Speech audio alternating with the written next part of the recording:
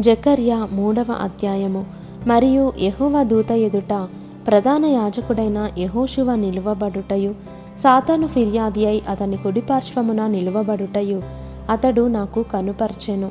సాతాను, యెహోవా నిన్ను గద్దించును, యెరూషలేమును కోరుకొను యెహోవా నిన్ను గద్దించును, ఇతడు అగ్నిలో నుండి తీసిన కొరవి వలెనే ఉన్నాడు గదా అని యెహోవా దూత సాతానుతో అనెను. యెహోషువ మలిన వస్త్రములు ధరించిన వాడై దూత సముఖములో నిలువబడి ఉండగా, దూత దగ్గర నిలిచిన్న వారిని పిలిచి ఇతని మైలబట్టలు తీసివేయుడని ఆజ్ఞాపించి, నేను నీ దోషమును పరిహరించి ప్రశస్తమైన వస్త్రములతో నిన్ను అలంకరించుచున్నాను అని సెలవిచ్చెను. అతని తల మీద తెల్లని పాగా పెట్టించుడని నేను మనవి చేయగా, వారు అతని తల మీద తెల్లని పాగా పెట్టి వస్త్రములతో అతనిని అలంకరించిరి. యెహోవా దూత దగ్గర నిలుచుండెను. అప్పుడు యెహోవా దూత యెహోషువకు ఈలాగు ఆజ్ఞ ఇచ్చెను.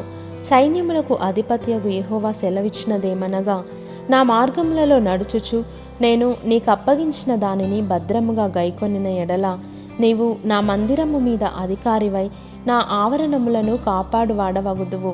మరియు ఇక్కడ నిలువబడు వారికి కలిగినట్లు నా సన్నిధిని నిలుచు భాగ్యము నీకిత్తును. ప్రధాన యాజకుడవైన యెహోషువ, నీ ఎదుట కూర్చుండు నీ సహకారులు సూచనలుగా ఉన్నారు. నీవును వారును నా మాట ఆలకింపవలెను. ఏదనగా, చిగురు అను నా సేవకుని నేను రప్పింపబోవుచున్నాను. యెహోషువ ఎదుట నేనుంచిన రాతిని తేరిచూడుడి. ఆ రాతికి 7 నేత్రములున్నవి. దాని చెక్కడపు పని చేయువాడను నేను. ఇదే సైన్యములకు అధిపత్యగు యెహోవా వాక్కు.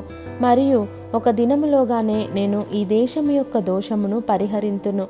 ఆ దినమున ద్రాక్ష చెట్ల క్రిందను అంజురపు చెట్ల క్రిందను కూర్చుండుటకు మీరందరూ ఒకరినొకరు పిలుచుకొని పోవుదురు. ఇదే సైన్యములకు అధిపత్యగు యెహోవా వాక్కు.